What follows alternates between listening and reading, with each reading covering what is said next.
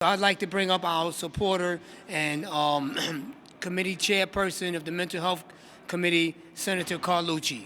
Thank you.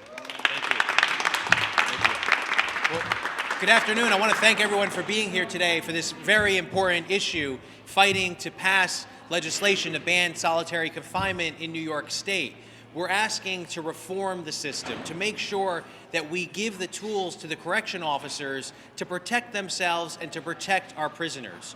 We know we have to pass this legislation because, unfortunately, someone that has experienced solitary confinement is 7 times more likely to injure themselves or to commit suicide.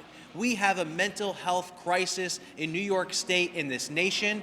We call ourselves the Empire State for a reason, because we lead the rest of the nation. Other states look to us, and we have to step up and pass this legislation so that we can make sure we're not putting people in a box, but we're giving them the tools to rehabilitate.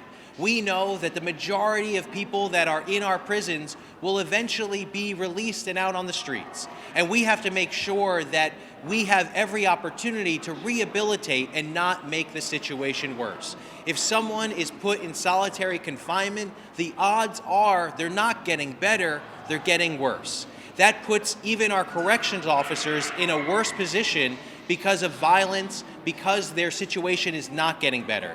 So let's pass this important legislation. Let's get it done for the safety of our entire community, but particularly the safety of our inmates and our correction officers. If we pass HALT legislation, we know we'll be doing the right thing and serve as an example for the rest of the country to follow. I want to thank everyone that's here today, that's traveled here, has not stopped. We'll continue to push, we'll continue to fight to get this legislation done and do the right thing for everyone in New York State. Thank you.